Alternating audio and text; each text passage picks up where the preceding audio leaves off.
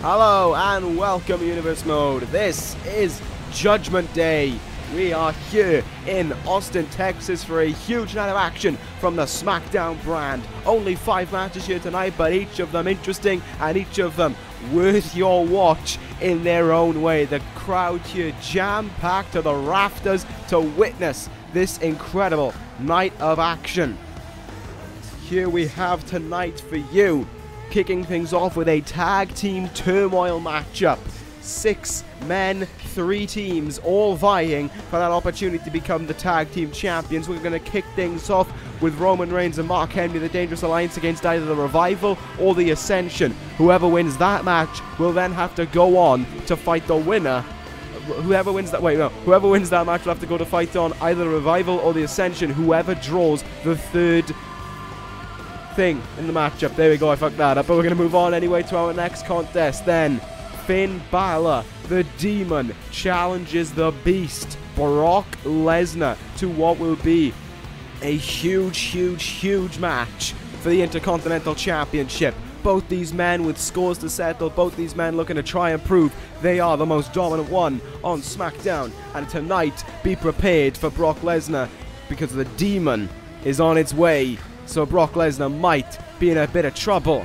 Then we're going to witness a grudge match. The only grudge match on the card here tonight. Kenny Omega versus CM Punk.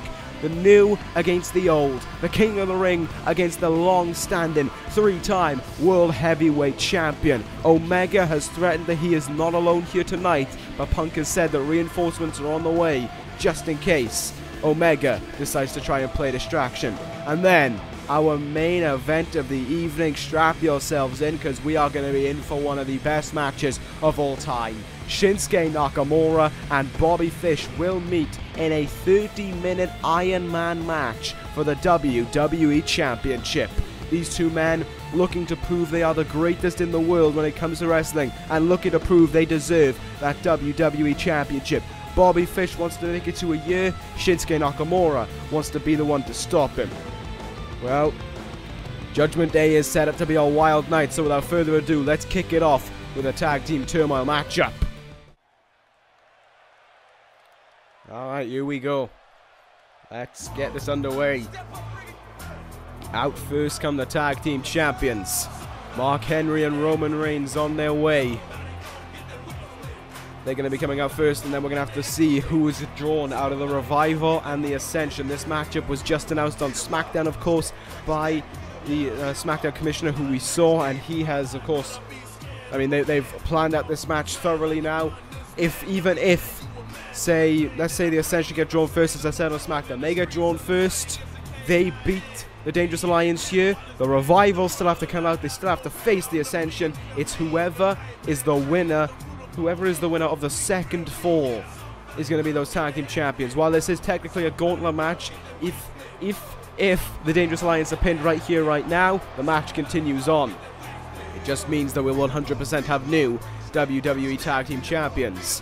However, of course, these two men have been looking to make sure that that is not the case. They showed it on Friday. Well, they didn't show it on Friday. They showed it whenever SmackDown went up with a dominant performance over MK Ultra, just destroyed them completely. And now here tonight, they look to do the same. They look to get another dominant victory and prove they deserve those WWE Tag Team Championships they've had around their waist now for about 4 months. Reigns and Henry looking to prove Paul Heyman, looking to do Paul Heyman proud here. Of course, he's not here tonight. He's unable to manage his men. He's probably backstage right now, him and Bobby Fish, ready and just going over plans for that Iron Man match later on tonight. But here right now, Henry and Reigns going at it for those tag team titles. And honestly, I think we're going to have new tag team champions. I think the more recent performance of Reigns and Henry has been rubbish, is the best way I can put it. It has not been a strong performance by them. They have continued to disappoint, both in singles and tag team action. And I think tonight they finally met their match. I think they might be able to get through the team who comes out first, but I don't think they're going to be getting through the second team. If it's the Ascension who comes out first, though, I don't think anyone is getting through them. I believe tonight we're going to have new tag team champions, and it will be the Ascension. who will win those WWE Tag Team titles. That may be biased from me being the ECW general manager and the you know, how much the Ascension grew on the ECW brand, but I truly believe that the Ascension have what it takes to win those WWE Tag Team titles. So that being said, Roman Reigns right now just biding his time, probably running through thoughts in his mind, running through calculations, you know, thinking, how am I going to fare off against the Ascension? How am I going to fare off against the Revival? We'll find out, but we've got to see first who is going to be coming out first.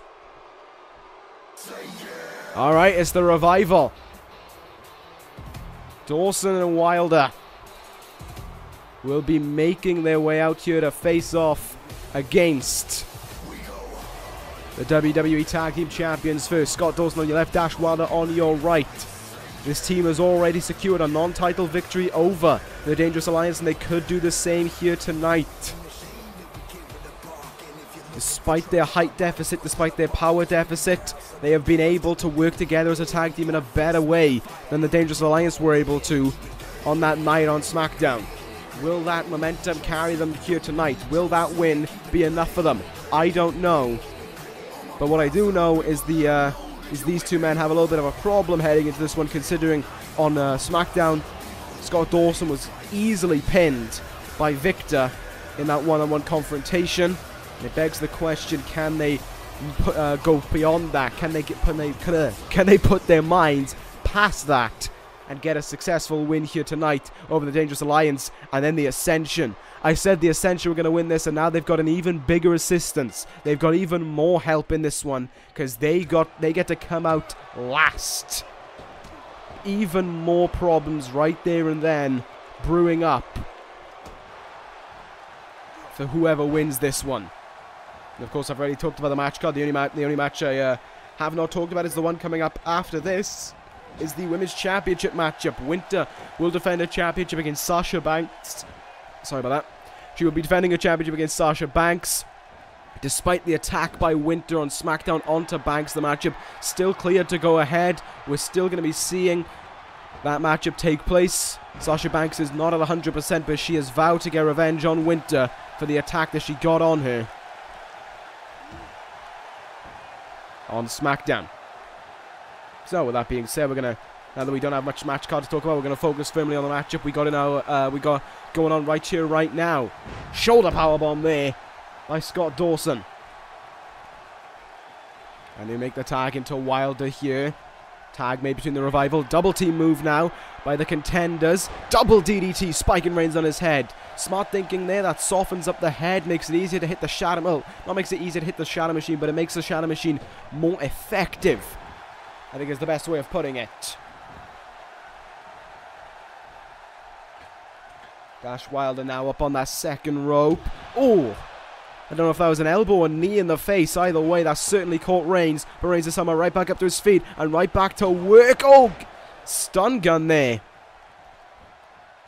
Almost said gun stun, but of course that's the better tag team champions. In fact, that is the best tag team champions who occupy that. Who occupies that maneuver. Clothesline in the corner there by Reigns, though. Such force behind that one.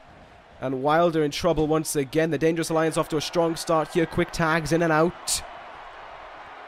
Looking to make sure that they can keep these two men down and utilize their power advantage. Double back suplex there off the second rope.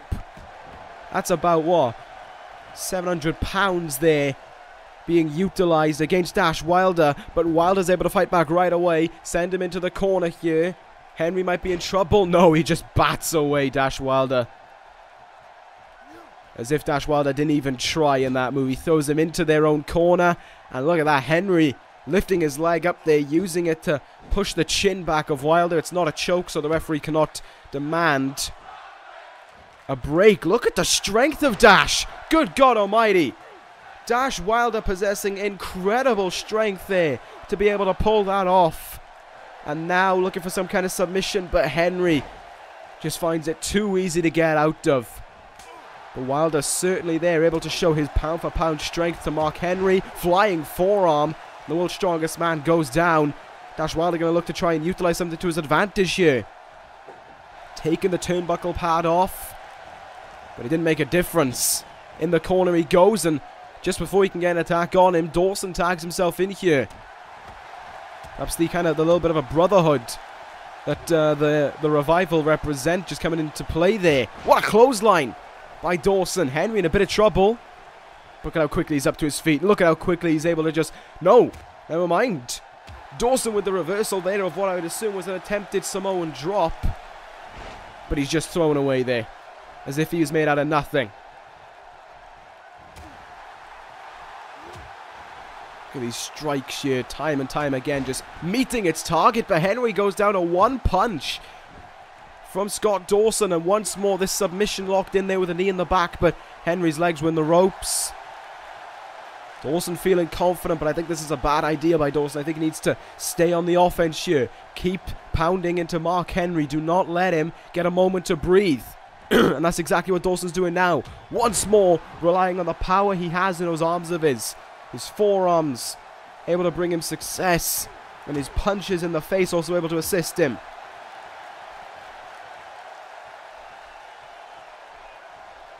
Scott Dawson now. DDT. Oh! Thrown over the head of Mark Henry. As if he were nothing. That was impressive by Henry, though, to be able to counter that quickly. And finally bring the match back into balance, perhaps, for the Dangerous Alliance. Tag made here. In comes Reigns, and they're going to try and take away the arm of Scott Dawson there. He's been able to utilize so much success from it, and oh, what a clothesline by Reigns now. Looks to try and go to work on Dawson here, but not to be. Nice backbreaker, and it might be a tag into Wilder here. Yes, quick tags, effective tags by both teams. I think that's certainly got something to do with the style that they're going to have to carry heading into the next confrontation against the Ascension. Reigns tips the outside here. Count-out starts. I'm not too sure what the rules are if there is a count-out. I think the Revival will win, and even through count-out disqualifications, the Dangerous Alliance may lose their tag team titles. Dash Wilder now, looking for some kind of exploder suplex. Reigns found it too quick and too easy to get out of. Dash Wilder taking a little bit too long there. That paid dividends. The strength now of Roman Reigns being shown with one arm into a sit-out powerbomb on Wilder for one. And that's it. Just the one count.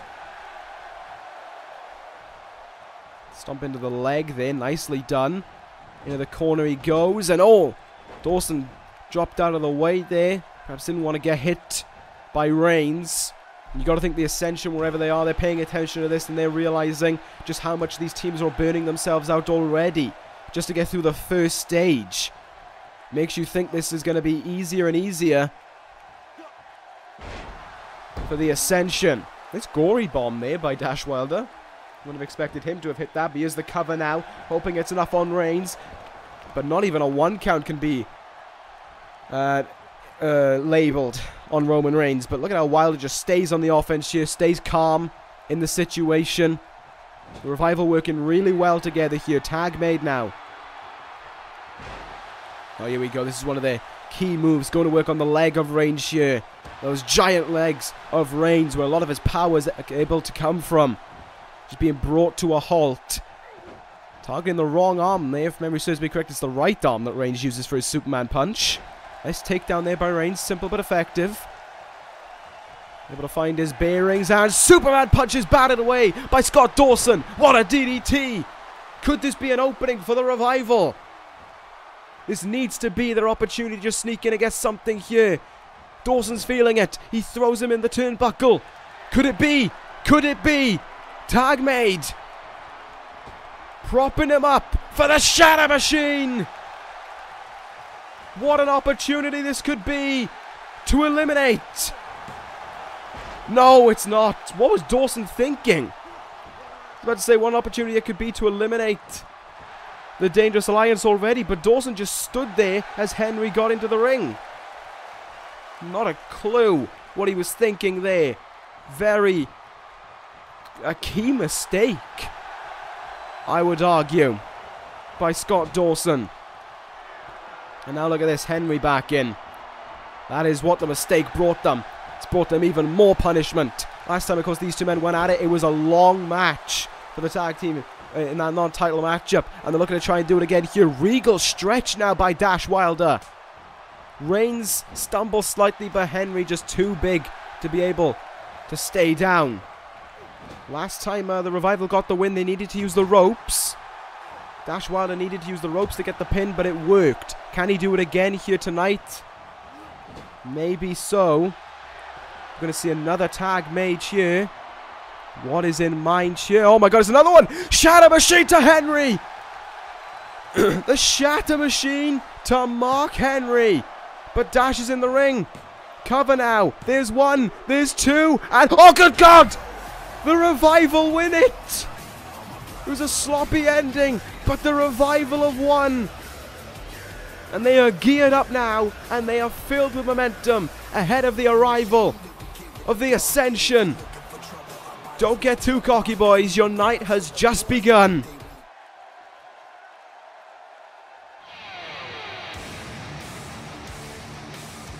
Alright, here we go. Here they come. The Revival wait in the ring. They're halfway there. They've just got to go through the Ascension to get those tag team titles. They've got to go through a team that tormented ECW for months on end, destroyed the tag team division and walked through it, and have done practically the same thing since showing up here on SmackDown. I believe that the advantage the Ascension had of coming out last, the momentum they've had heading into this event, it is enough. The Ascension have what it takes. The Revival have got to be burnt out. Did they get hit with a spear? No. Did they get hit with a World's Strongest Slam? No, they got lucky. But they still had to utilize two Shatter Machines and had to lift up Mark Henry for that Shatter Machine to get the win. I think they're going to be tired. They're going to be a bit worn out. The Ascension are as fresh as they come.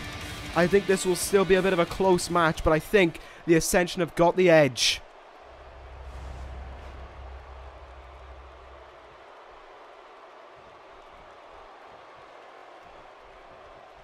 Here we go. We are underway. The Revival allowed to go to the opposite corner for this one.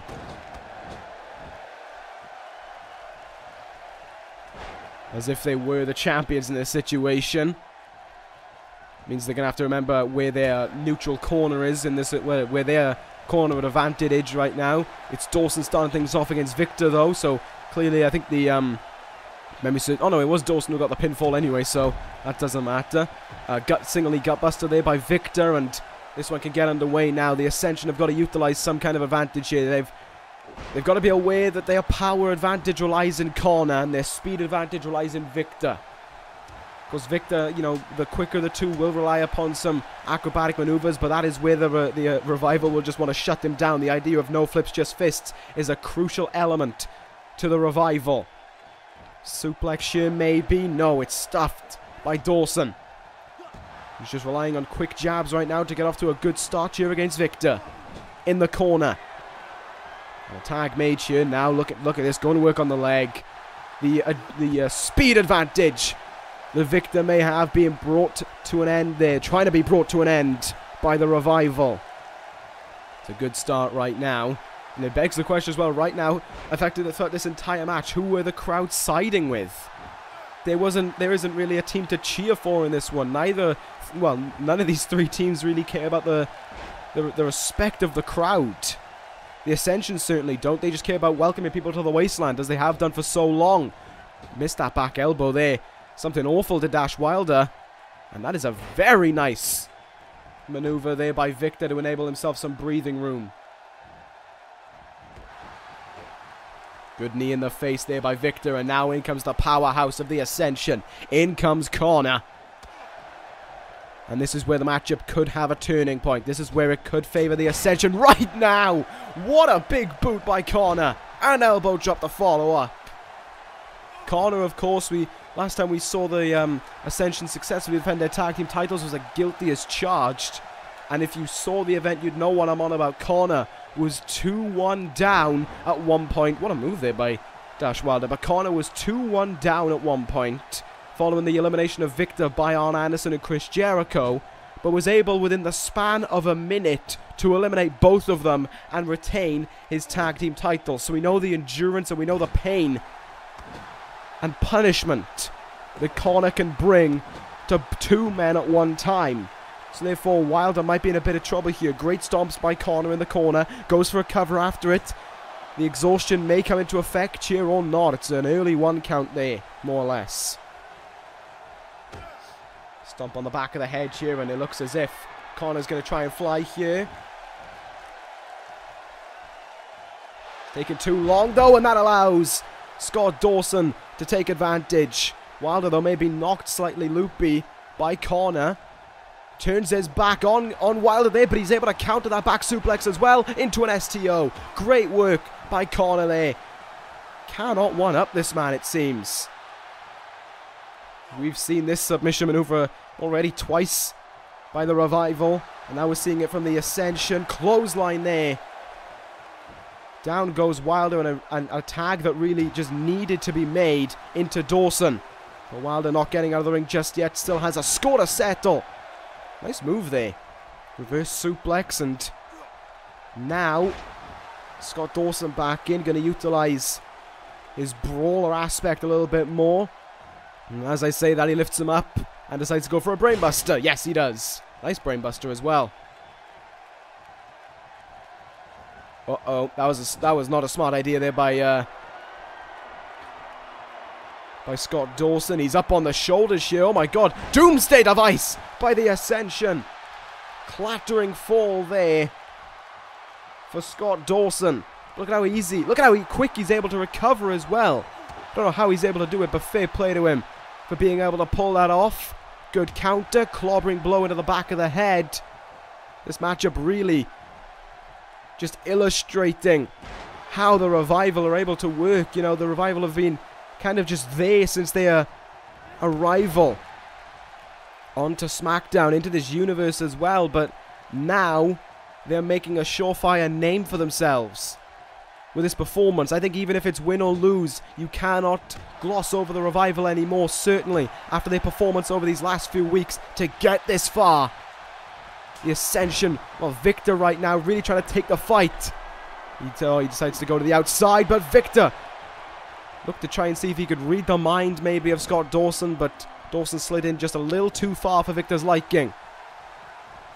And now Victor going up on that second rope, and it's Wilder unable to break it up, and a diving fish drop into the face, but Wilder still here to cause a disruption. But an neck breaker's countered by Victor. Both members of the Revival down, and Victor now going after Wilder despite him not even being the legal man. What is he doing? He's sending him into the turnbuckle there. It's as if Victor got confused as to who the legal man was in all this. Dawson now able to use that to his advantage. No one in his corner to make the tag too, though. But he still fights on.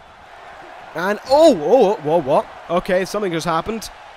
Something random just happened, but apparently Dawson now is getting pinned, only for a 1 count. And Wilder in to try and cause a disruption, and still, we've got complete calamity in the ring right now. Wilder needs to get out of this ring. Elbow in the head there, but Victor able to pull out the reversal in the corner of the Ascension now. This is not where you want to be. No, it doesn't look like the fall of man, actually. Clothesline off the second rope, though.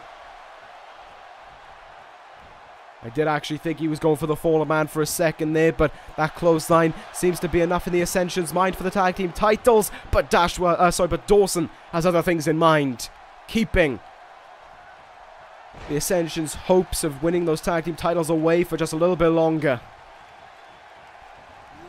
Dawson needs to make the tag in here, despite the fact that Wilder's draped currently against that rope. He needs to make the tag, but he took too long there. Wilder was taking too long recovering. And that has paid crucial to why Dawson is still in the ring. And once more, Wilder trying to cause a distraction for whatever reason. It's not as if it's going to make a difference, and I'm glad the people in the ring were quickly able to put a turnbuckle cover over that pad. Sorry, Wobber was able to put a pad over that turnbuckle even. Means didn't have to collide into the steel right there in that snake eyes. Wilder finally in, and to the leg they go. Nice forearm in the face there. And Wilder just trying to keep Connor grounded right now. Keep that strength on the ground. Nice drop kick there by Dash Wilder. He doesn't want to go for anything too big, and I think that's smart because he's got to use a lot more energy to be able to slam Connor. And he might be in trouble. No, he counters the powerbomb attempt by Connor. Great work by Wilder. And now what will we see? It's going to be that suplex again, is it? Yes, it is. That twisting suplex in midair. Cover after it. He's hoping it's enough, but Dawson unable to come in and provided well, I was going to say unable to stop Victor, but I don't think Victor got in the ring either. Kick out of 2, though, by Connor. And now he's able to counter that Irish whip. Dash Wilder over the top rope. But not a tip to the outside. Stays in and is somehow able to get the Irish whip into the turnbuckle here. You can see, though, how this matchup has affected the Revival. Both men right now, each time we see them, hunched up against the ropes, relying on them for support to just stay in the ring. And it's paying more and more advantage to the Ascension. What will Connor look for now? Looking for some kind of a, looked like for an Irish whip maybe into his corner. Wilder able to quickly counter that. Good God, this matchup is incredibly back and forth right now at a crucial point of the match as well. But once more, it seems, once he gets in that corner, Dash Wilder's unable to counter anything. Stomps again into the chest here of Wilder. And the more of these that are executed, the more the fight goes out of Dash Wilder. Off the ropes there and into a back elbow. And finally the tag can be made. In comes Dawson. It's late on here, but it's another fresh set of legs in the ring. Well, not maybe fresh, but at least fresher than Dash Wilder. Nice dropkick in the face there. That has been pivotal to the Revival's success right now. They're just using strikes to get their advantage in the turnbuckle. Tag made here. What will the Revival look for? Wait, they're gearing up for it. The Revival, Shatter Machine to Connor. Good God Almighty, could we see it? The referee telling. No, wait, now it's good. It's a cover. It's 2. It's 3. The Revival have done the near unthinkable. They got through both of them. The Revival beat both teams and are your new WWE Tag Team Champions. Somehow, some way, the Revival found a way to shut down the Ascension's key offense, to keep them locked into the Revival side of the ring. They got Connor exhausted, and once that tiny gap was open, the Revival snapped onto it.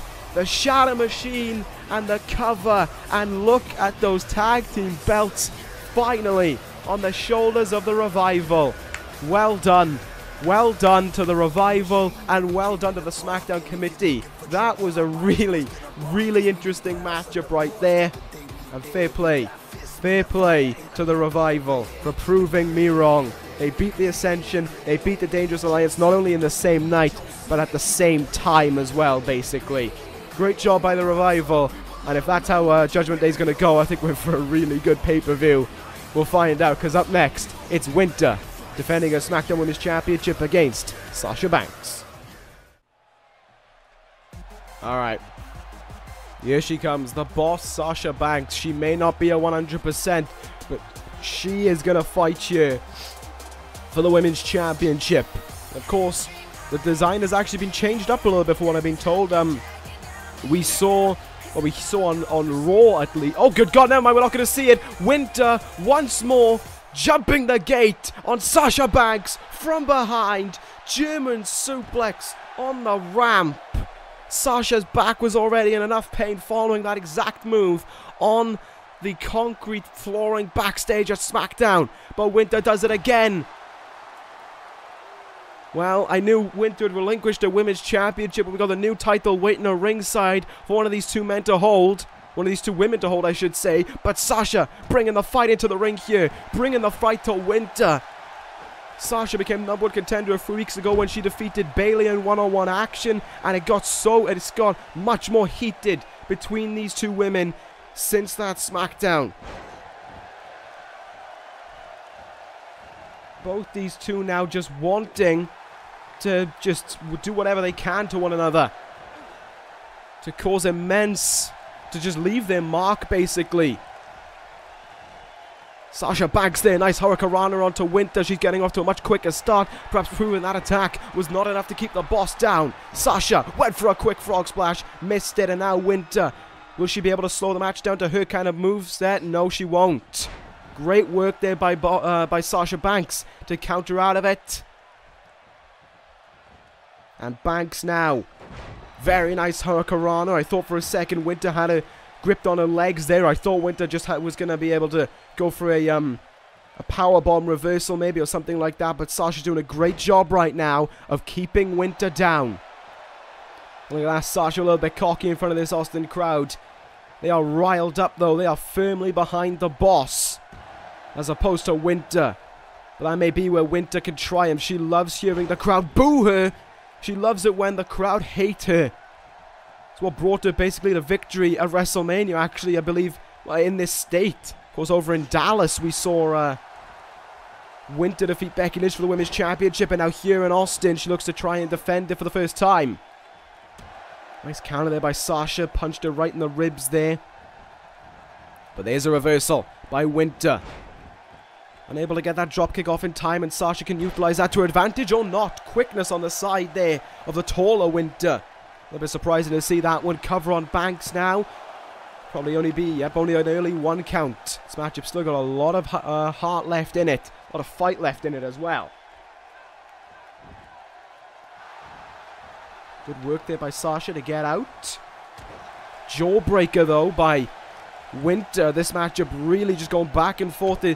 I think Sasha is just trying not to slow the pace of this match down, because then that favors into Winter's sake. Unless she's just stomping on the head. You know, for those people, of course, who are unaware, if you get stomped on the head, you can be concussed. You can have brain damage from simple stomps to the head, from just from crashing in that skull. Uh-oh. What does Winter have in mind here? Up high, Winter, Hurricanrana from the top rope, and Sasha deeply in trouble now. Winter with a drive-by kick to the boss. And Sasha is not moving. Winter loves it though. Sasha though able to get back up to her feet. Kick in the leg here, and now a kick in the gut. Sasha Banks holds onto the arms, drapes them across the neck for the bankrupt neck breaker. Into the cover on Winter for the Women's Championship. There's 2, but Winter once more forces the shoulder up. Sasha was close there. Very, very close indeed. Now look at this. Up top once more goes Sasha Banks. Frog Splash connects. Cover here on Winter. Will it be enough this time round? Oh, so close. Ref's hand was coming down for 3, but Winter got the shoulder up there. Forearm shot there, and what's Winter going to do now? Sasha Banks is back once more, colliding into something, and Winter, good God almighty, oh, drop kick. Look at that. Leapt between the ropes and drop kick into the chest or the face, one of the two, of the boss. Sasha Banks may have been caught with that one so firmly she may be out on her feet from that move. Winter seems to think otherwise. Winter continuing to go to work here, up high, and Winter wants Banks up on her feet. Winter flies. What a reversal by Sasha Banks. Power bomb counter just moments after being decked by a huge drop kick. Sasha Banks now. Bank statement, but Winter's legs are going to be in the ropes. Not the best ring awareness there by Banks. That's got to frustrate her. How was Sasha not aware of where Winter's legs were, perhaps still dazed from that drop kick in the face? I don't think I've seen Winter execute that before, so that was something incredible to say the least. Turning her around in the corner, will Winter look once more for a Hurricanrana? No, she's got the arm though, with Sasha locked in here. Walks across and all down on the arm, but Sasha rolls to the outside. I'm amazed. I'm truly amazed that Sasha, after everything she's been hit with, is still able to go. Oh, stomach first into the thin padding there on the outside. That is a move that defeated Bayley when herself and Winter squared off a few weeks back on SmackDown. Clubbing blow in the back once more. Every time she goes to the back of Sasha, it's got to do damage. It's got to hurt the boss. She may seem to be fighting through the pain, but it's got to hurt Sasha immensely. In the corner once more goes Sasha, but she's able to get out of the way quickly there. Not quick enough, though, it seems. No, wait, counter.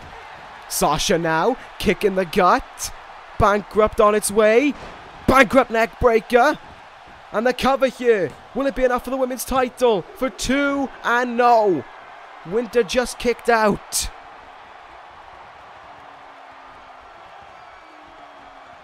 What will Sasha look for now? Forearm shot in the face. Went for a chop in the chest. But not to be. But Sasha seems to have something in mind here. To the ropes. Sasha Banks now. Oh god, no, Sasha, this is not a smart idea. Sasha, think of how much agony your back is in. Think of all the pain this is going to cause you. Sasha Banks does not care. She will do anything to capture the women's title. Sasha Banks. Suicide dive. Good god. Clears the ropes there. Between the ropes perfectly by Sasha. And into Winter she goes.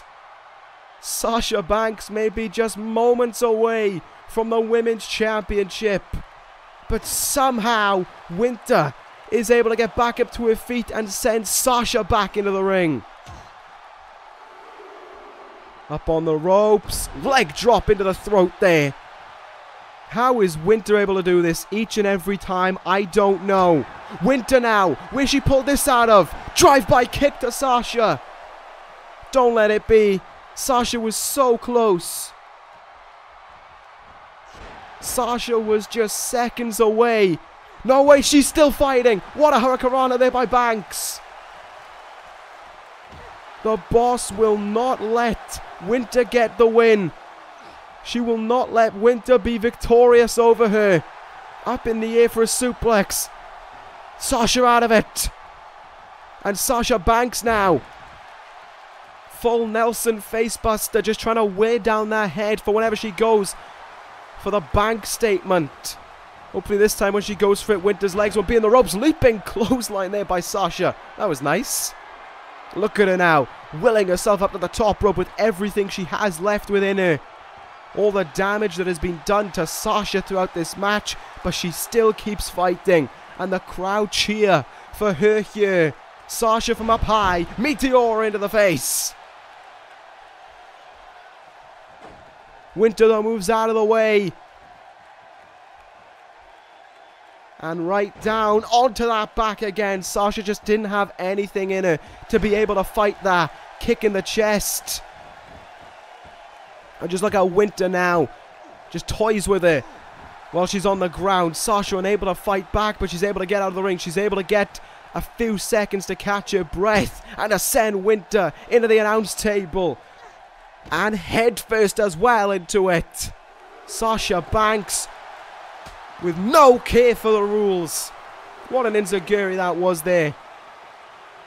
I'm amazed. I am seriously impressed by Sasha Banks' will to continue on here. She's come so close to winning that championship on so many occasions. And she wants this one. She wants this night to be the one. She wants to be the one to end Winter's reign and to become the women's champion. Winter, powerbomb. Bridge with a cover after it. Sasha may be out. There's 2 and there is 3. It was enough. Too much damage done to the back. And Winter is still your women's champion. Winter does it and is able to hold on to her women's championship. There's the new design. The SmackDown Women's Championship still belongs to Winter. Of course, her reign will carry over now. Won at a WrestleMania and it carries on here tonight. Winter victorious, but Sasha Banks did everything she could to prevent that from being the case. Commiserations to Banks. She was so close to winning it. And it must break her heart to realize that she just couldn't get that 3 count or that tap out. Well, we'll have to find out who's next in line for Winter's Women's Championship down the line. Because right now we're going to move on to our next contest, Intercontinental Championship up for grabs. It's Finn Bálor and Brock Lesnar. Here we go. We knew it was on its way here tonight. The Demon is ready for battle. The Demon has come out to fight Brock Lesnar. This is the dangerous part of Finn Bálor. This is what makes you worry when Bálor heads towards the ring. Here comes the Demon. On his way to the ring. Finn Bálor with those colors around him, ready for this battle with Brock Lesnar, ready to take the fight to Brock Lesnar. It's the Demon against the Beast. Who can slay who? Who's walking out with the Intercontinental Championship? Finn Bálor won that little 4-man tournament to become the #1 contender for this championship, and since then himself and Brock Lesnar have been almost trading blows back and forth. When Bálor won the opportunity to fight for Lesnar's title from defeating Cesaro, Lesnar immediately got the jump on him and struck Bálor down with an F5. The week following that, Finn Bálor retaliated. When Brock Lesnar defeated Cesaro, Finn Bálor came out and hit a coup de grace, and as I said on the night, wounded the Beast. Tonight, Finn Bálor looks to slay the Beast, and he's got the momentum on his side to do just that. Finn Bálor on SmackDown, when teaming up with Shinsuke Nakamura, defeated Kenny Omega and Brock Lesnar. While Bálor pinned Omega and not Lesnar, the two men did lock up, and Bálor was able to counter the F5. Can he do so here tonight? Can he turn it into a bloody hell, a bloody Sunday maybe, or 1916 even, and a coup de grace to win the Intercontinental Championship? It may be the case. It may be possible for Finn Bálor. The crowd here is completely behind the Demon. You can see, look at them, all in unison, moving their arms to the sound of Finn Bálor's theme and the lights shining in the arena. Finn Bálor has got to do whatever he can, though, to get this win against Brock. It's not any easy feat whatsoever. It is Brock Lesnar, of course. And you can see here as well just the difference the paint makes for Finn Bálor when the Demon, when he was locked as the Demon, when he had no escape, he was decked out in complete black. And now we see here the red and the black still somewhat there, but there is blue. Blue in Finn Bálor, might be the blue of SmackDown, I'm not too sure, but whatever it is, it means we will not see an insane Finn Bálor once more, but we will certainly be seeing a strong aroma of that, really, within this matchup. I don't know why I chose the word aroma, but we're going to be seeing a strong presence of that in this match. I said it on SmackDown, I will say it again. I honestly think Lesnar is in trouble. I don't think Lesnar can any way, shape or form overlook Brock Lesnar, can overlook Finn Bálor in this one. And here we go now. Brock Lesnar makes his way towards the ring. We just had all that theatrics, all that pomp and circumstance, really. And here comes Brock Lesnar. He doesn't really care about any of that. He just likes to do what he does best, cause pain to his opponents. He walked through Rude at the Royal Rumble to win that Intercontinental Championship. He went past Kevin Owens in a hard-fought match and No Mercy to retain. He defeated his longtime rival Sami Zayn and put that aside once and for all at WrestleMania. And now here tonight, Brock Lesnar looks to finish off. Looks to stop any threat, looks to silence the people who say that Finn Bálor is walking out with the Intercontinental Championship. I don't know who to side with in this one. This is honestly one of those 50-50 ones. I think it all depends. One finisher won't be enough. I will iterate that. One F5 and one coup de grace will not end this matchup by any stretch of the imagination. But whoever hits the second finisher, they could be on their way to a win. And I mean that one. They could have enough to keep the other one down and win that Intercontinental Championship. It's just all about who can hit it first. And with that, I don't know. I don't know the answer to that one. Alright, here we go. There it is, the Intercontinental Championship right there. These two men standing on opposite sides of the ring from one another. This is a moment to take in.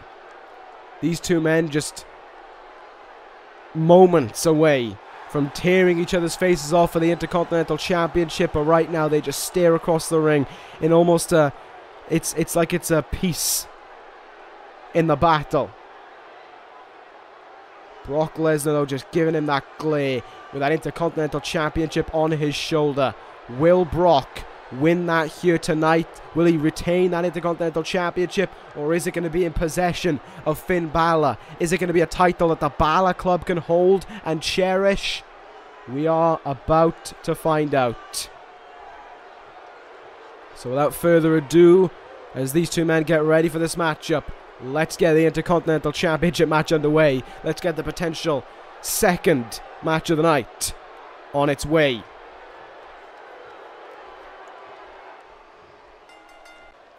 And the bell rings and we're underway for this one now. Lesnar out of the bat, just going straight in with strikes to Bálor, but Bálor responds with a double knee facebuster there. Brock Lesnar, though, forcing him away with just ease. Those huge legs of Lesnar being used to his advantage. Look for some sort of belly to belly there, but Finn Bálor counters it and nails a sling blade early on.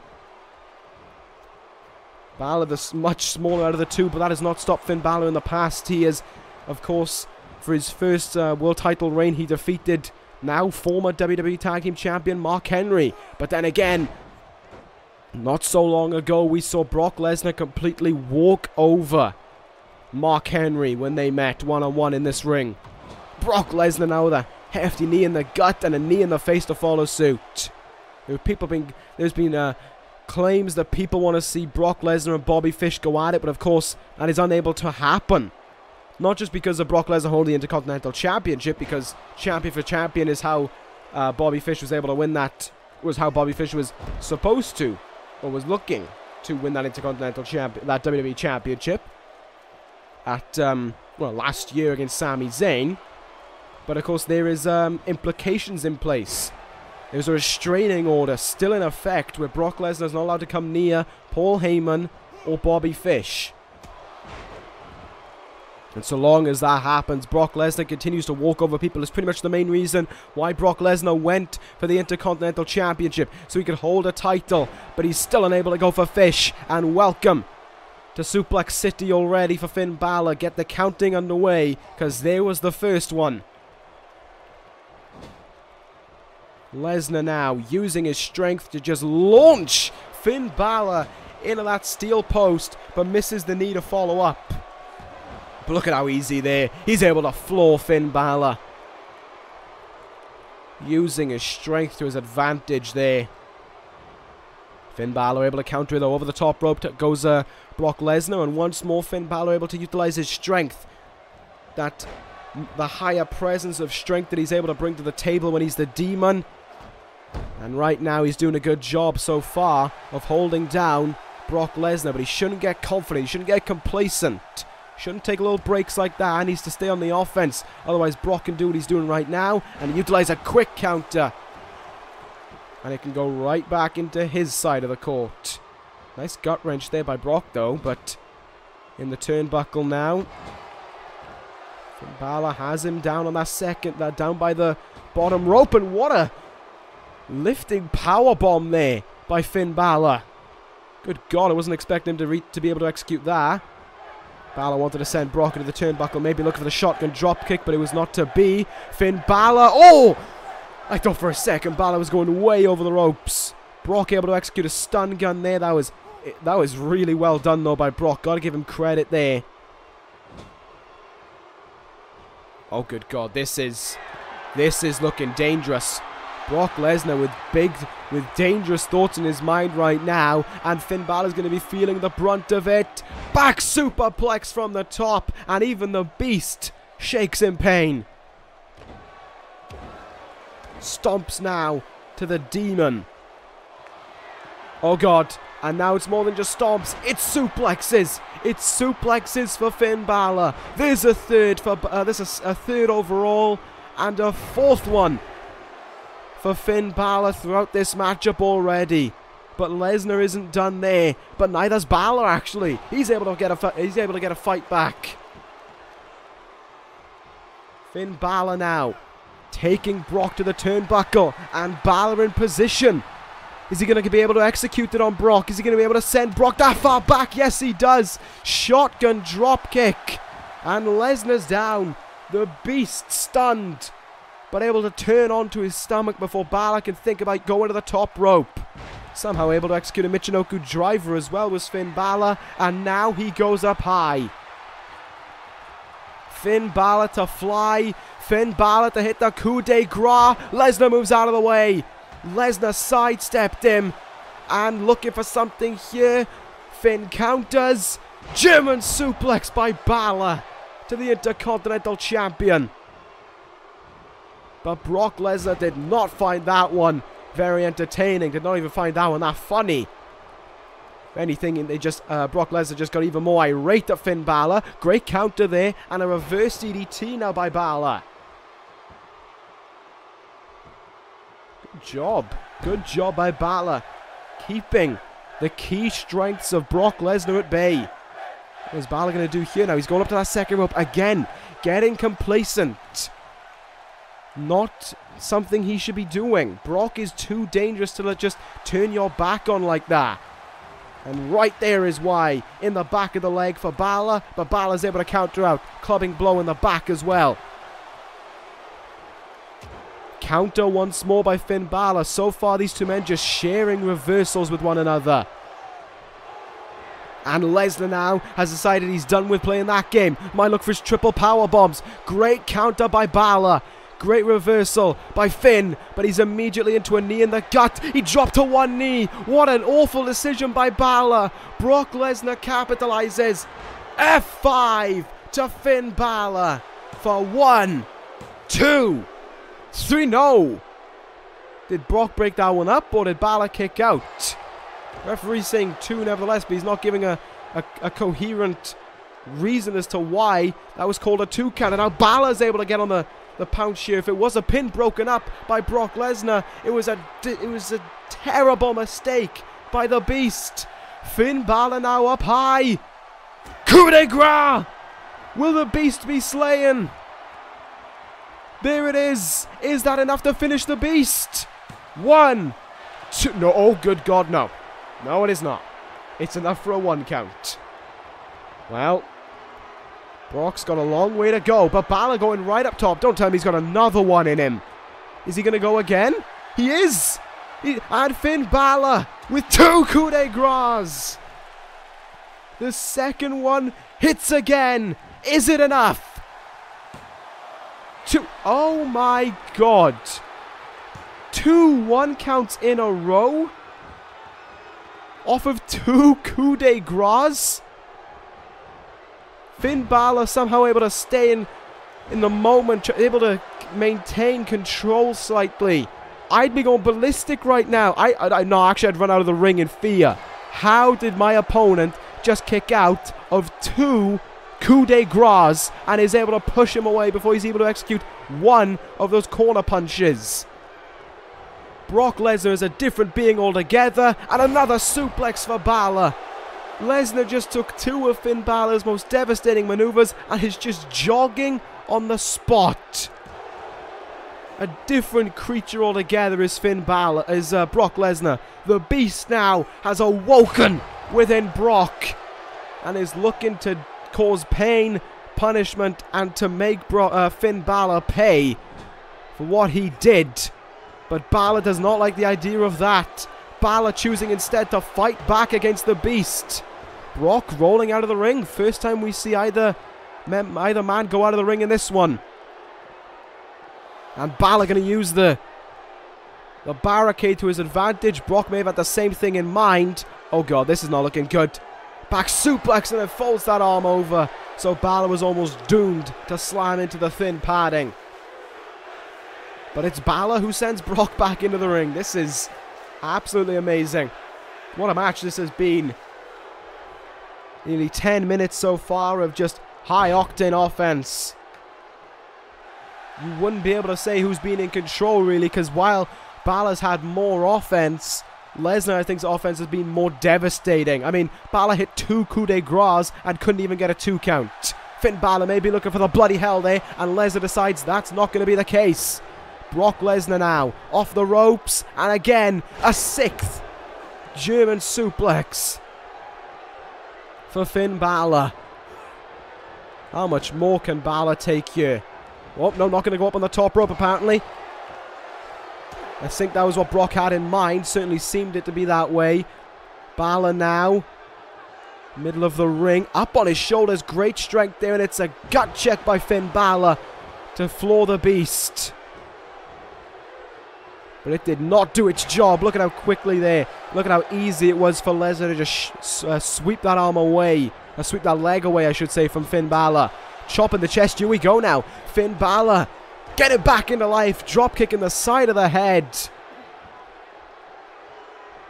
But slowing down the pace, not a smart idea. That benefits both of them. A mistake made here by Finn Bálor. And once more into the turnbuckle goes Brock. Will it be it again? Yes, it will be. Bálor sees his chance in the corner to go for it. Shotgun drop kick there. But what? What? Why is Bálor doing this? Bálor with some elbows in the head, perhaps trying to keep the beast down just a little bit longer. It seems so, because Bálor's going up high again. A 3rd coup de grace should end it. Bálor misses the coup de grace. Lesnar sidestepped him. And now Lesnar. No. So close for Bálor. But Lesnar seems to have put a stop to that.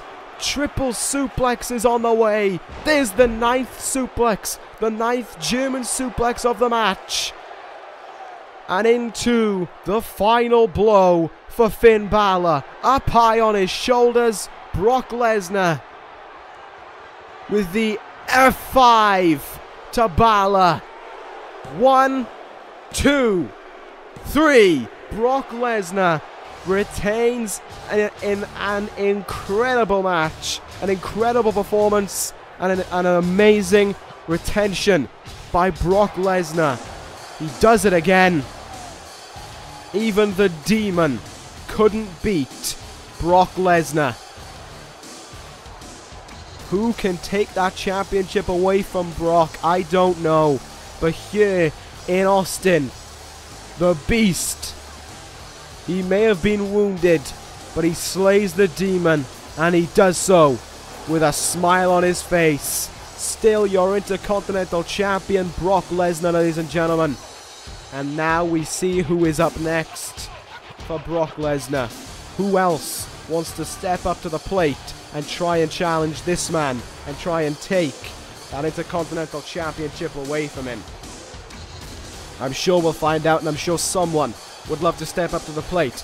Maybe it's one of the 2 men in our next contest, a grudge match on its way between Kenny Omega and CM Punk.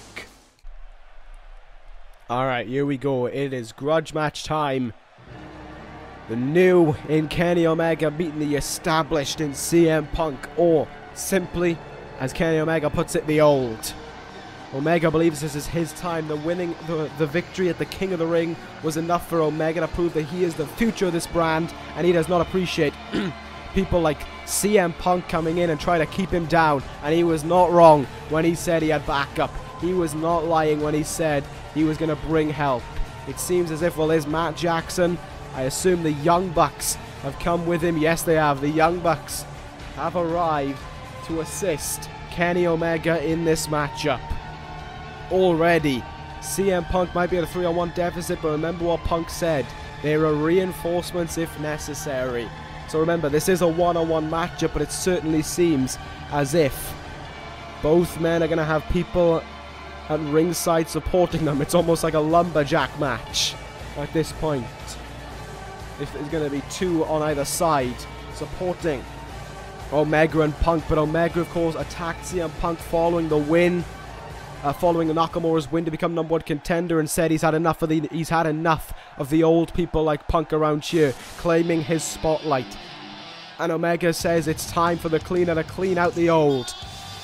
Get rid of CM Punk and bring in the new. And Punk, with the assistance of Kevin Owens' Future Shock, Ricochet, and Kota Ibushi, coming with Punk to the ring.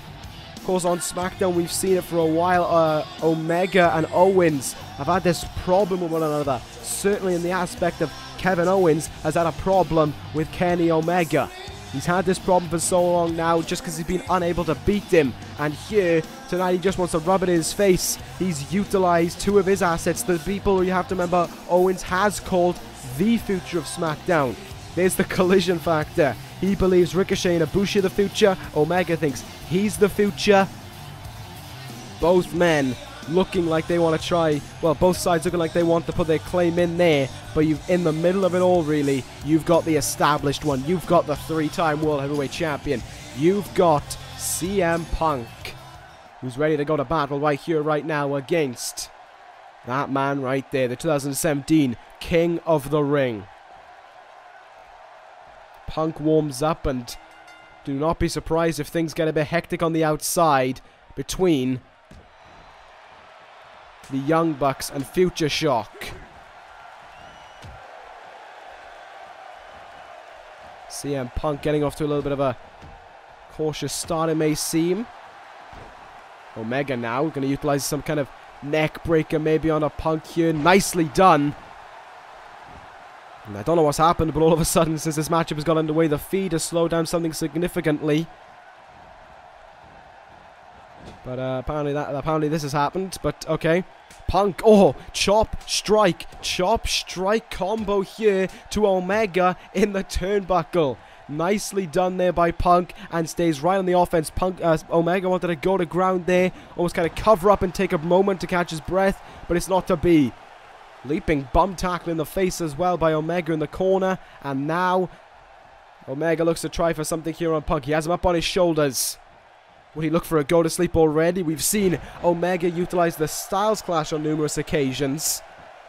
So I wouldn't be surprised if Omega's been practicing the GTS to execute on Punk. And you saw the Young Bucks' reaction there to that move. They loved what they just witnessed. Look at this, half and half suplex maybe? Nope, how about a really stiff elbow in the face? Courtesy the self-proclaimed greatest in the world, or best in the world. That was a really weird sling blade there by Punk. And now Punk into a sharpshooter here on Omega. Trying to force Kenny Omega to tap out early on here. Can he bring Kenny Omega to submit to Punk? No, he can't. Omega kicks his way out of it. And now Omega leaping knee into the face, akin to Bobby Fish, who is in the back right now. You got to think warming up, just getting ready, going over final pre-match preparations with Paul Heyman. You got to think there's a little bit of worry back there towards that. I mean, they, you know, at the start of the night we saw,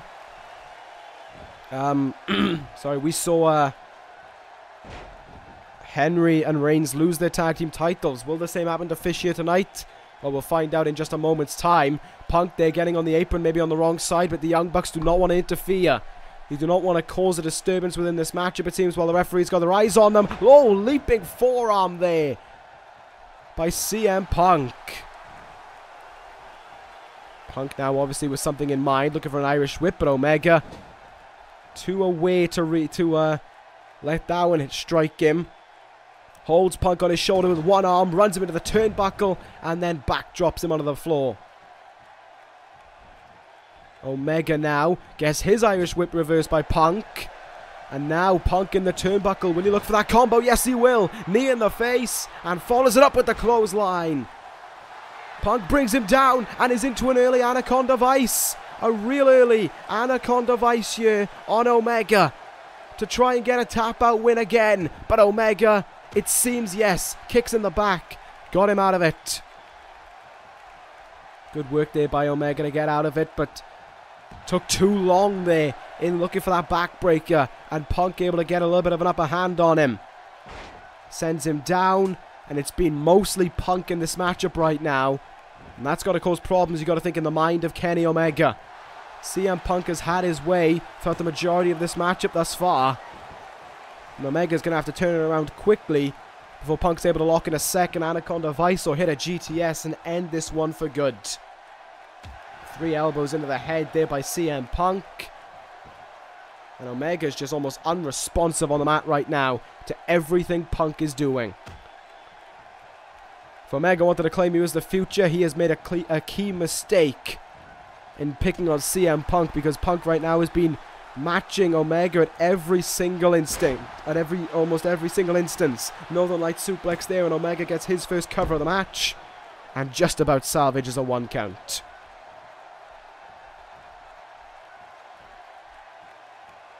Omega now, Irish whip. In the turnbuckle goes Punk. But a big boot in the face by Punk brings that to rest, and a quick takedown as well. CM Punk with a good mindset right there. And Omega drops him onto the outside there, drops him into the Young Bucks' side of things. Will we see any conflict? The Young Bucks just staring right now at Punk, who isn't moving yet. He's getting up to his feet now. The referee, for some reason, holding Omega back. It didn't seem as if Omega was getting ready to go after him. Nick Jackson closed in on CM Punk slightly there. It didn't look as if he was going to evoke any kind of conflict. Here we go now. Omega. Drive-by kick. Into the head of CM Punk. Lovely to see. And now the fireball punch to Punk is countered. Knee to the face is also countered by Omega. Luther's press takedown there. Punk extended his arms out, and that left his that left himself wide open for Omega to sneak in and get that move, to get that Luther's press. Oh, spinning heel kick into the face there. Omega certainly feeling some kind of momentum, but he's taking a little break to almost taunt a little bit, to show off, and that's where Omega's making mistakes. Come on, 3-time World Heavyweight Champion, and CM Punk is across the ring from you, and you think your best idea is to just taunt in his face. Far from the best idea he could have come up with. Nice counter there by Omega.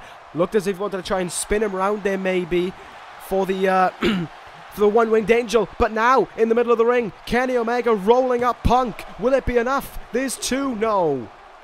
Punk kicks out. But Omega able to get that slight advantage on Punk, and he's calling him up to his feet here. Omega went to spin him round, looked as if he wanted to try and get that one-winged angel, but again Punk stuffs it. Up in the air now for a suplex. Omega knees him in the head. Opening here for Omega, and he's going to seize it. The king of the ring, looking for a huge, huge win at Judgment Day. One-winged angel of Punk. Will it be? Could it be? 1, 2. No! Punk's at it too. Omega, you could tell there from his reaction to the kick out, we just kind of flurried backwards, completely taken aback by that kick out by Punk. And now all of a sudden, Punk is able to fight back in his own right. I don't know where Punk just found this second wind from, but these things happen. I mean, one of his nicknames is the Second City Saints, so, you know, perhaps that's where he's found it from. Punk now going to go up to that top rope. Will he look for his patented elbow drop down onto Omega? He's taking his time up on that top rope if that's what he's looking for. Omega may have enough time here to roll. Oh, here we go. He took his time, wanted to catch his breath, and he took too long, and Omega knew exactly what he was going for at that point. Utilized it to his advantage, and Omega now blew him up on his shoulders. Omega! Oh, I thought he was going for the go to sleep. For a split second, it looked as if Kenny Omega had Punk propped up for the go to sleep. Omega, though, into another roll up on Punk. Will he secure the win? There's 1. There's 2. No. Not enough again. Still more work to be done in this highly contested matchup. The fireball punch connects. And Omega, great work there, rolls him away from the ropes before going for that cover. Will this beat Punk? No, it won't. There's only a 2 count. And still this matchup rolls on. The Young Bucks still cheering on. I'm surprised the Young Bucks of Future Shock haven't decided to come to blows yet. Maybe they're under strict instructions not to by the SmackDown committee. Punk once more on the turnbuckle. Tornado DDT there. Down goes Kenny Omega. And Punk going to go up high. He's going up high in the wrong corner, I would argue. In the corner of the Young Bucks. They could get involved. Will he hit it this time? Punk will strike with the elbow drop.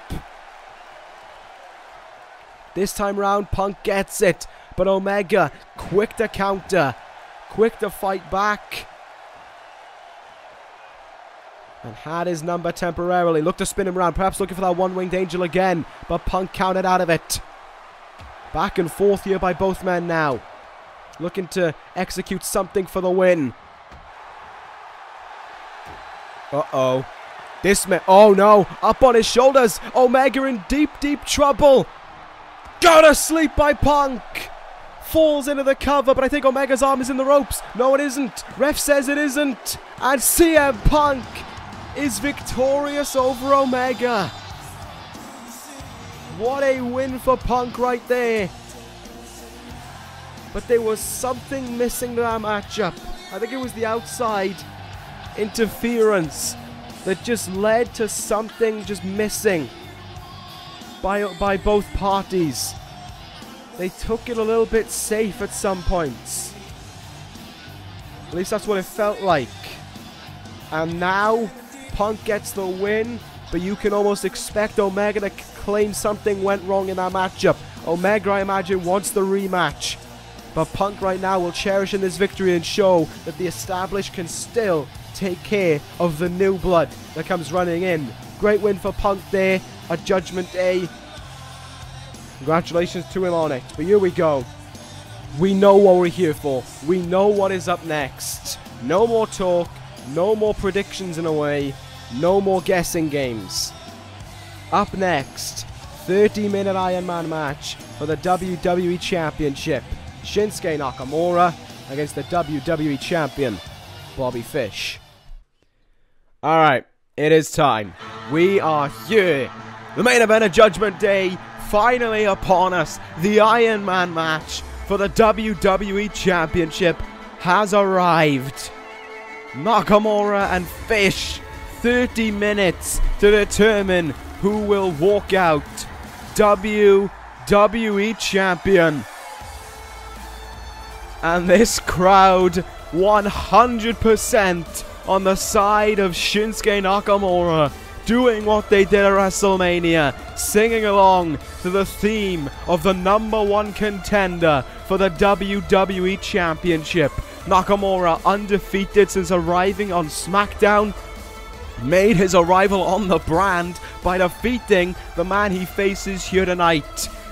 2 weeks following, well no, Nakamura won that. He's beaten Henry, he's beaten CM Punk, he won the tag team matchup between Henry and Fish. He then won a tag team matchup again this past SmackDown against Brock Lesnar and Kenny Omega. All the momentum points to it being Nakamura's match. We've seen his incredible stamina in the past. Will it come into play here tonight?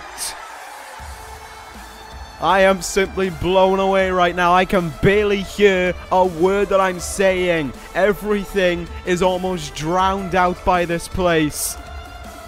Thousands singing in unison to the theme of Shinsuke Nakamura. It is 100% obvious who this place, who Judgment Day, and who the SmackDown crowd want to see walk out with that WWE Championship.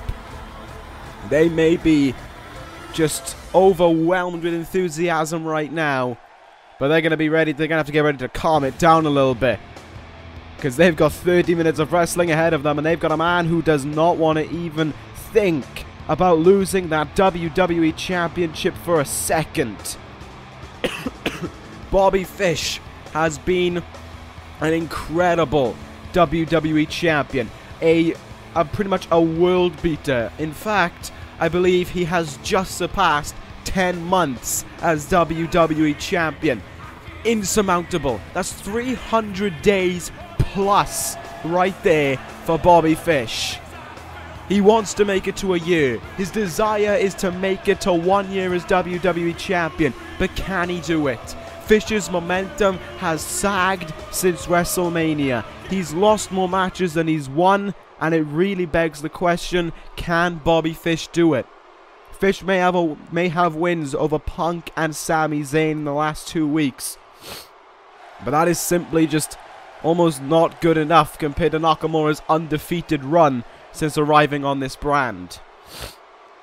It was Fish who demanded this matchup following his victory over Sami Zayn. He said he wanted Shinsuke Nakamura in the 30-minute Iron Man match, and here we get it tonight. Good God Almighty, this is going to be incredible.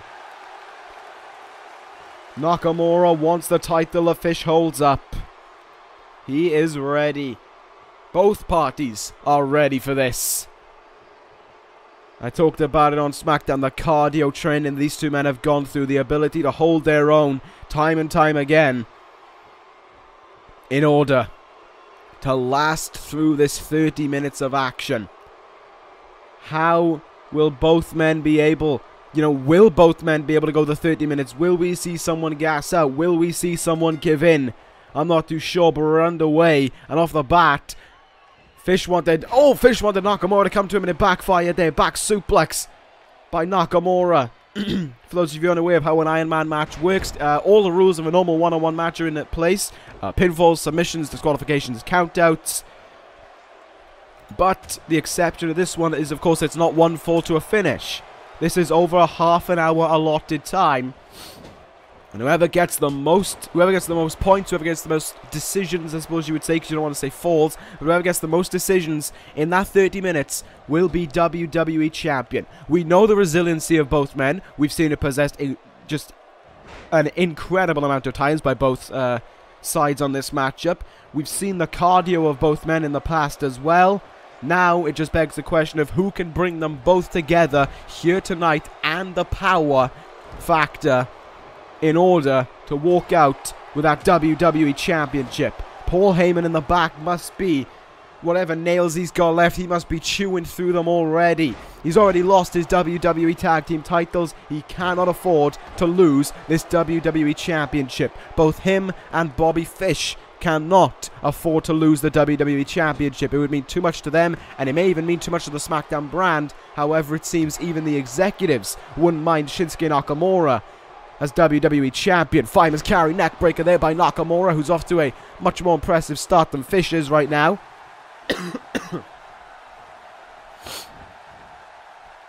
Nakamura here off to a... Well, he's firmly got Fish pinned down here. Oh, face first into the mat.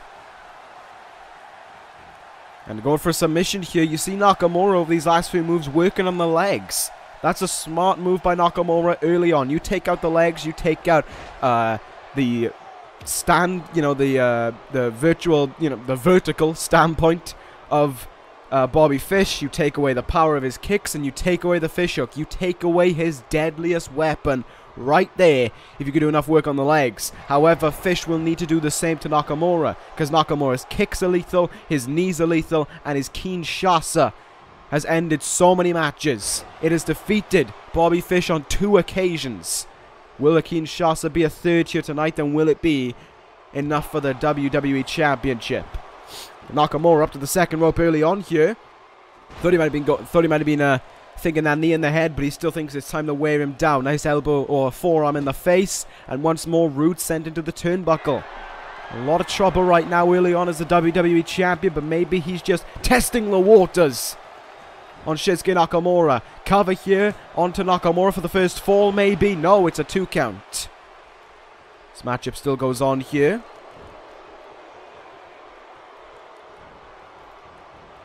Nice counter there by Nakamura.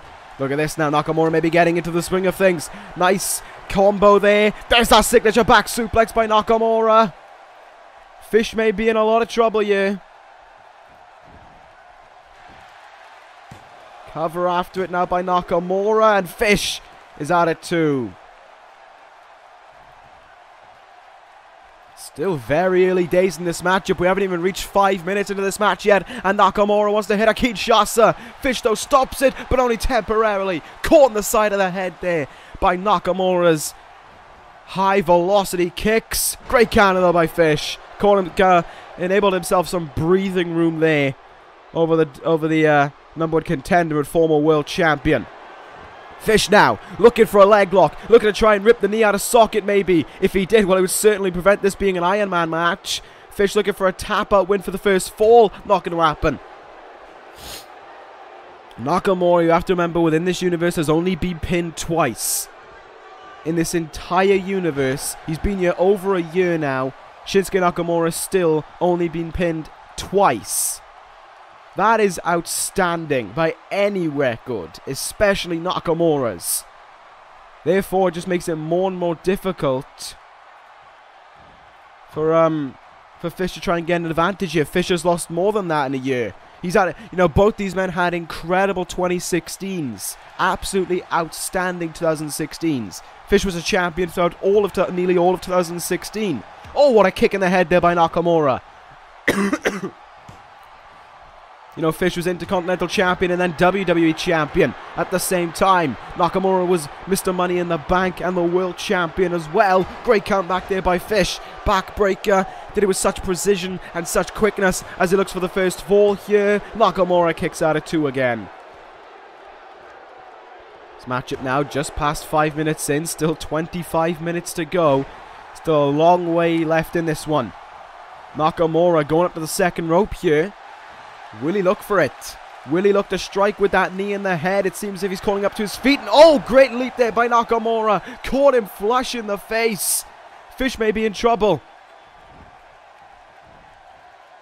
No, not yet. If Fish was in trouble, it seems to have been quelled a little bit. No, maybe not. Maybe not. Nakamura warms it up. Kick in the gut by Nakamura. Kinshasa! Just over 5 minutes into this one. And there is 2, 3. Nakamura takes an early lead. That is going to cause some problems for Bobby Fish. Right now we have a freeze frame for you, but that's just for Nakamura to back up and allow Fish to get back up to his feet. And we're back to it here. Right back into the swing of things. The counter kept on going down there during that.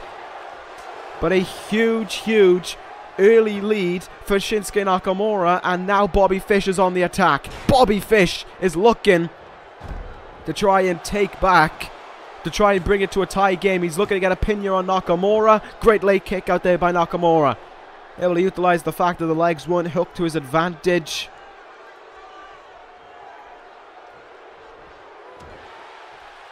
Nakamura with a nice reversal. Look at these strikes here by Nakamura. Cracked him in the face there with that final forearm. Fish hitting hard into the mat.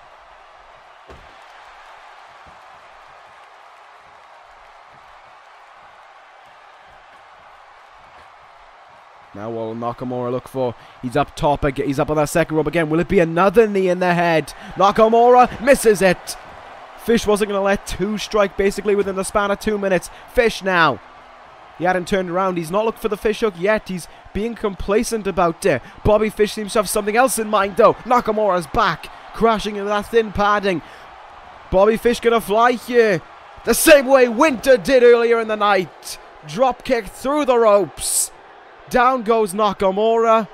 And Fish may look for a count out here to try and reclaim that first fall, to try and bring it to an even score.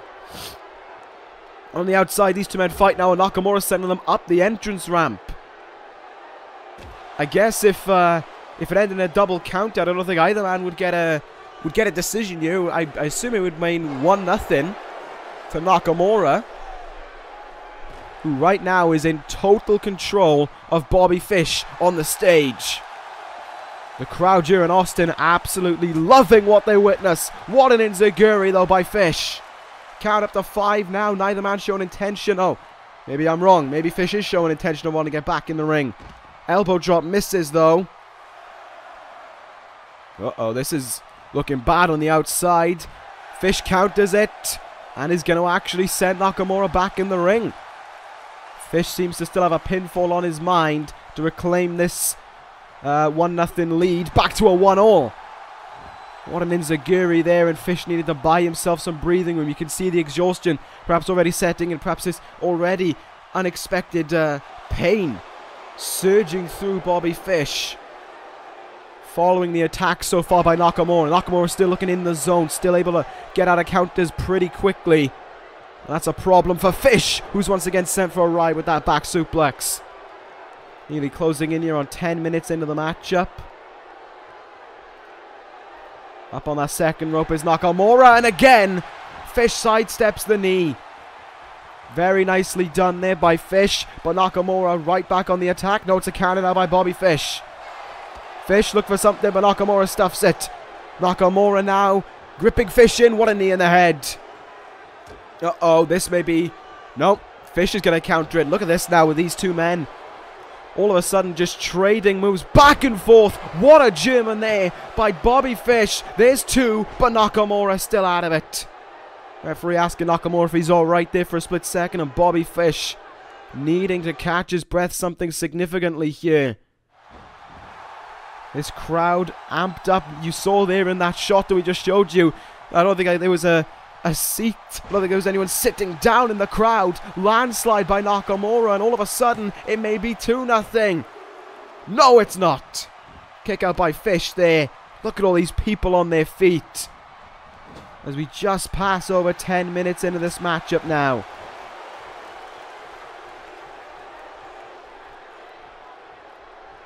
Bobby Fish lifts Nakamura up. I'm surprised Fish in this first 10 minutes hasn't gone for a fish hook. I don't even think we've seen signs that he's looking for a fish hook.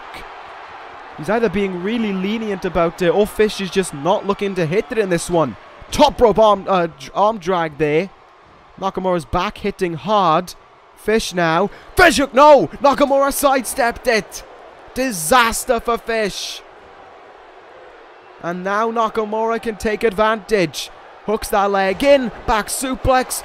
Great bridge there by Nakamura. And he only gets a 1 count out of it though. Uh-oh.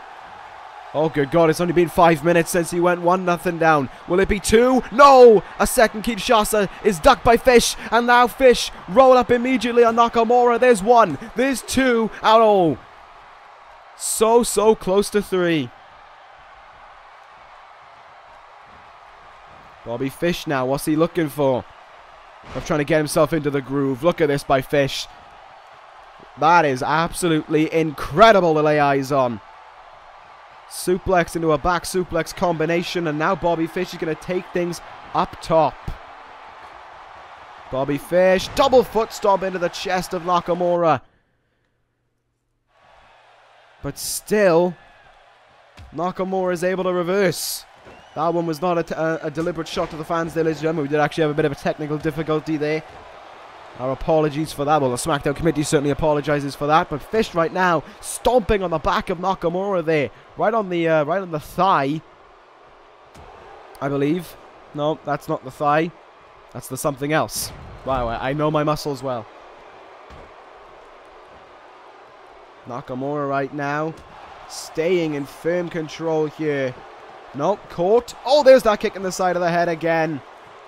Problem is, over 30 minutes, these two men are going to have to use some of the same moves to their advantage, which may give either party an opportunity to counter them. Fish now going right to that back once more.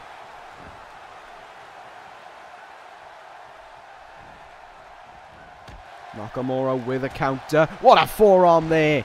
Sent him down to the mat with precision and, oh, into the back of Fish.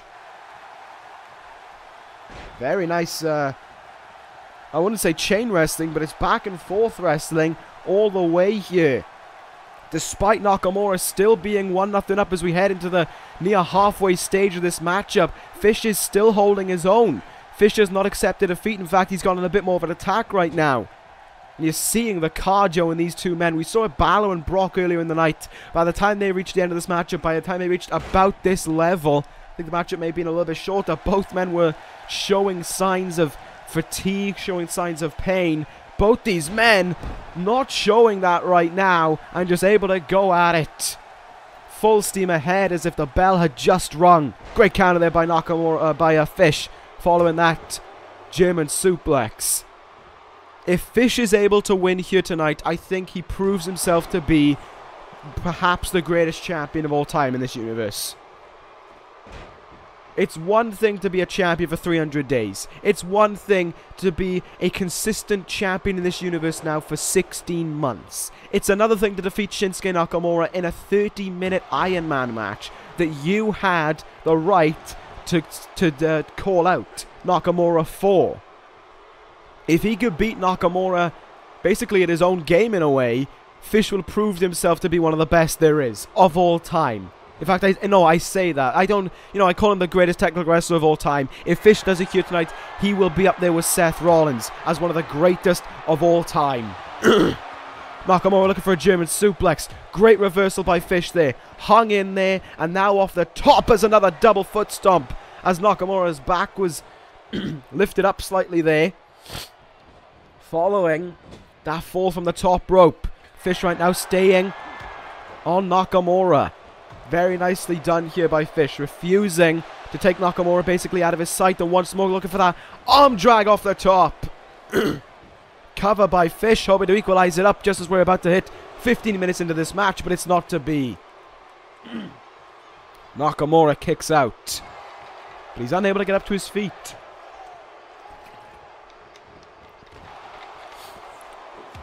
Look at that kick in the side of the head there, Jesus. Nakamura now just kind of running the clock down and taking his time as Fish tries to retreat and gets a knee right in the back of the head there. We're only halfway into this matchup. I can already feel my voice fading. This is, it's a good matchup when this has happened. Back on the outside here now, and Nakamura firmly in control as the referee continues to count. Fish may be slightly dazed from that knee in the back. Don't know if it was in the back or the back of the head. If it was in the back of the head, that is a bad spot for Fish, really, due to how really fragile the back of your head is. Nakamura now sending both men back into the ring. And we return to the action here. Super kick right in the gut. You hear the thump of that. Kick right into Nakamura. That could have winded the King of Strong Style. But look how he fights back here against Fish, as if nothing has been done to him. There's that face planting suplex.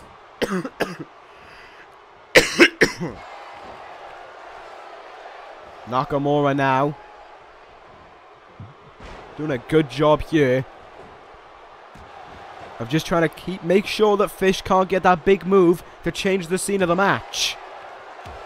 Making sure that Fish cannot turn the match into his favor and get that 1-0, and then eventually perhaps make it into a 2-0, into a 2-1. But Fish is being conservative, I would say. He's being slow. He's not, Bobby Fish usually just goes all out from the start and looks to try and win it. That has not been Fish's motto. Within this matchup, it's been slow. It's been working around Nakamura's strengths, and he almost got a 1-0 there with that late 2 count off of that roll-up.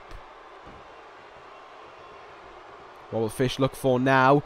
Oh, here we go. It's taking him a little while to execute this one, but here it comes. One of the best looking moves I've ever seen. Northern Light suplex into a brainbuster. The combo moves of Bobby Fish know no boundaries. Fish a little hunchback, but he's certainly not on one knee, as we saw earlier in the matchup.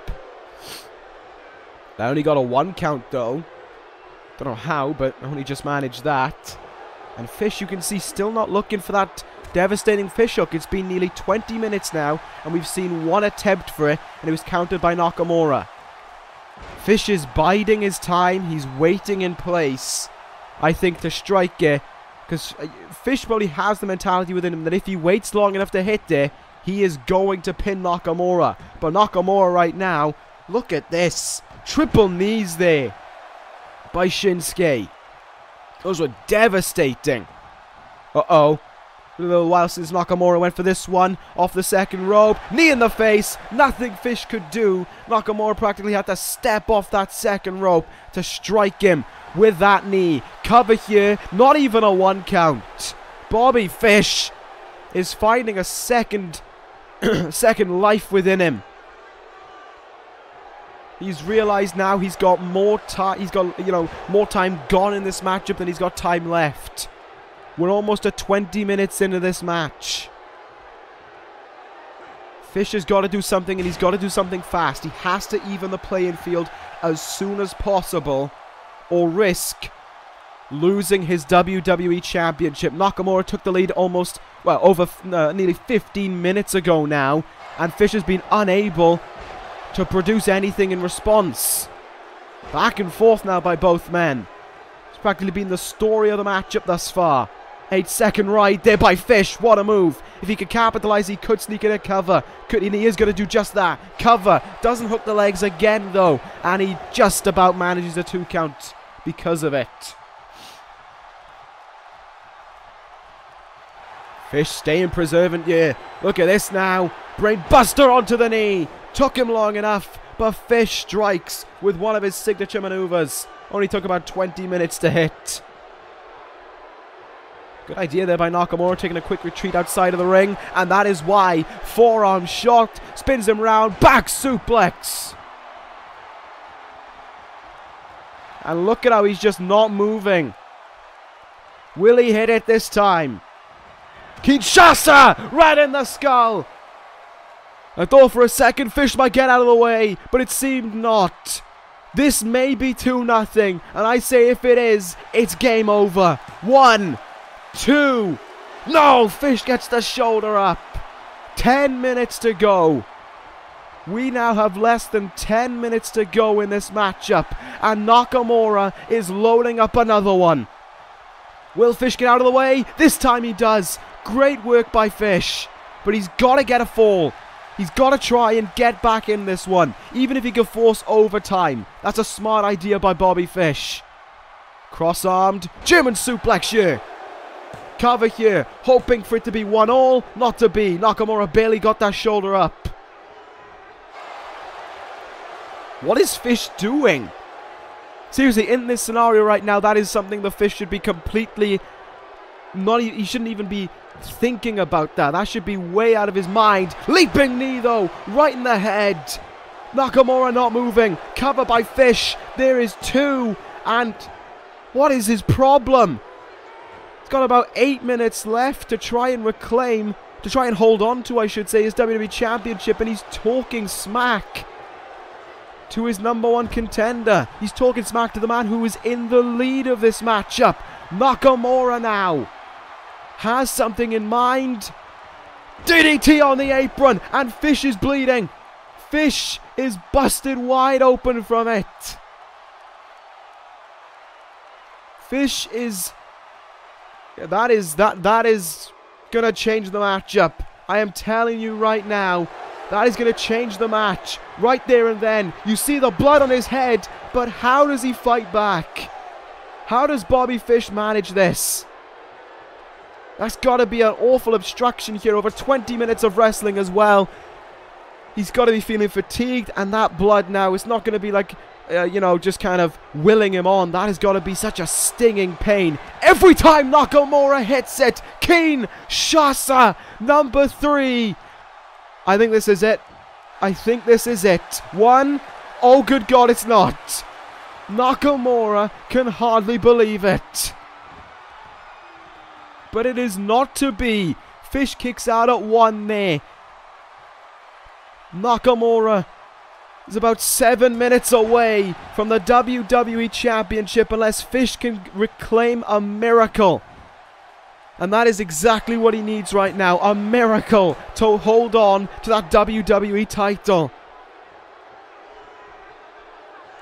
Fish now. Nice work here. Kicked right in the back.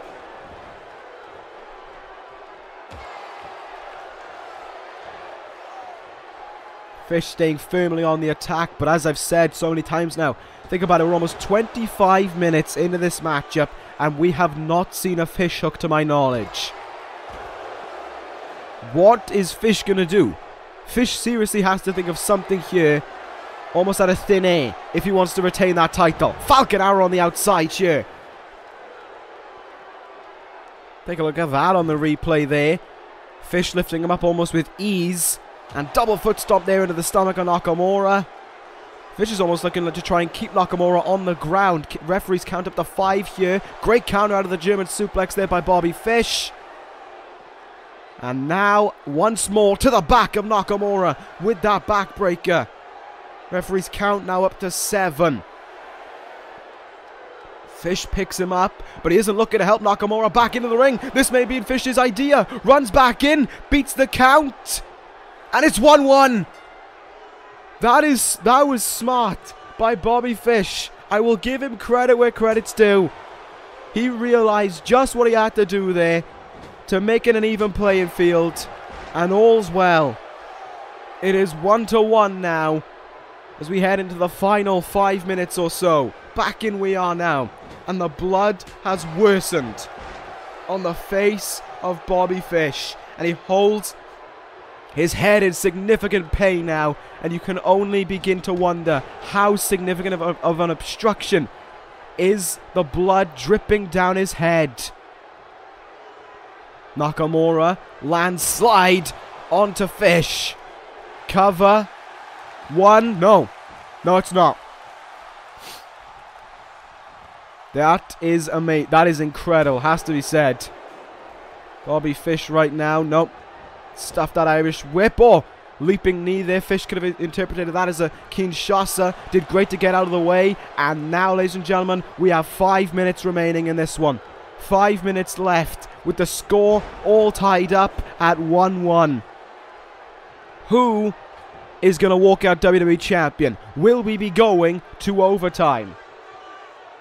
We are going to have that question answered in just a moment, really. Drop kick there by Nakamura. Fish is almost unresponsive now, following the return back into the ring. Nakamura looks in position, looks prepped for a 4th one. Kick in the gut. Kinshasa! Does Fish have it in him? 1, 2, no, he does. He has it in him in spades, and once more, slight video technicality there, and Fish all of a sudden is up to his feet. Fish is fighting back. 4 minutes to go almost. How Bobby Fish is doing this, I will never ever know.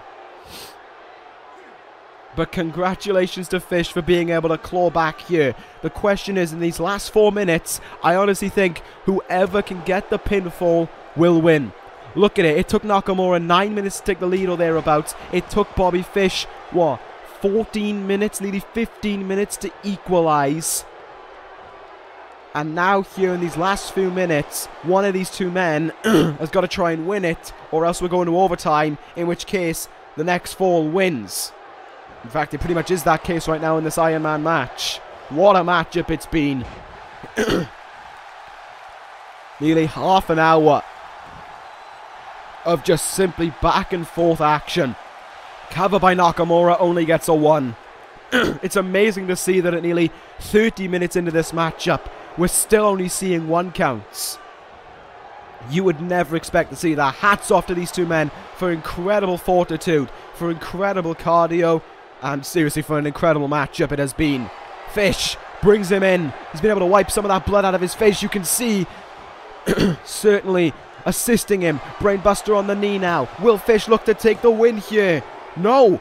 Once more, he talks trash into the face of Nakamura. And with almost 2 minutes to go, is that a smart idea? I don't know. I think not. But Fish seems to certainly think it is. And now after 10 months of being WWE Champion, do you really want to argue against the logic of Bobby Fish at this point? Simply put, I don't think I would, but who knows? If Fish has something in his mind right now, if this all means something, he has to act on it, and he has to act on it fast. What will Fish look for now as we near the end? Ever so slightly. Sorry about that once more. There was another technical difficulty there that took place. Bobby Fish with that leg lock could get a submission here. Be talking about these technical difficulties happening a lot, and I shouldn't be talking about it right now. It's such a crucial point in the matchup, but it's just that no one's no one's ever had to try and make a matchup like this, so it's difficult for both the rest. As difficult as it is for the rest, it's difficult for the camera crew and the production team to make sure it goes without a hitch. These things do happen in universe, and we've got these things do happen within this universe, and we just got to accept them and move on. Almost a minute left now. Look at this crowd, rampant, cheering on Nakamura. They want this man as their champion. They want this man to clutch that WWE title. Good counter there by Nakamura. Really good counter. So late on. Ladies and gentlemen, we are just a few seconds away from being in the final minute of this matchup. I cannot believe we are that close to the end. And with that being said, there it is. We have 1 minute left in this one. And that is all. 1 minute left for one of these two men to capture the WWE Championship. The big question is, who can do it? Nakamura now. With that back suplex again, getting fired up. This crowd on their feet at the sight of it. We could be seeing a new champion, but somehow Fish is able to get up to his feet. Ladies and gentlemen, there is just 25 seconds left in this one. It's 1-1. Will we be looking at an overtime? I don't know how Fish counted. I don't know how he's able to bring it back, but he's done almost the unthinkable there. Fish hook! Fish hook! It took him this long. No way! No way! 1, 2, 3 with 4 seconds left.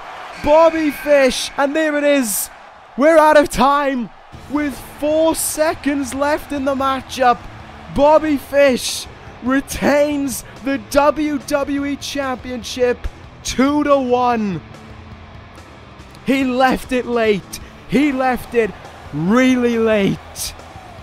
But oh my goodness, Bobby Fish knew exactly what he wanted to do there. Absolutely outstanding. That, if that was his mindset, that is the mindset of a champion. Incredible. Absolutely astonishing 30 minutes of action.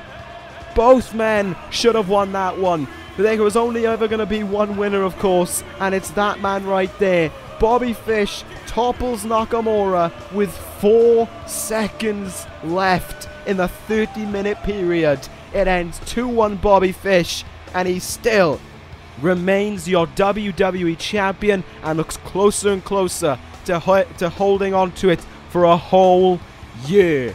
It could happen. It's really just that close now. Just 2 more defenses for Fish, and he'll be there. What a night Judgment Day it is. Completely drained. What a main event. Absolutely astonishing. Thank you for watching Judgment Day. Take care, guys. And Sarah.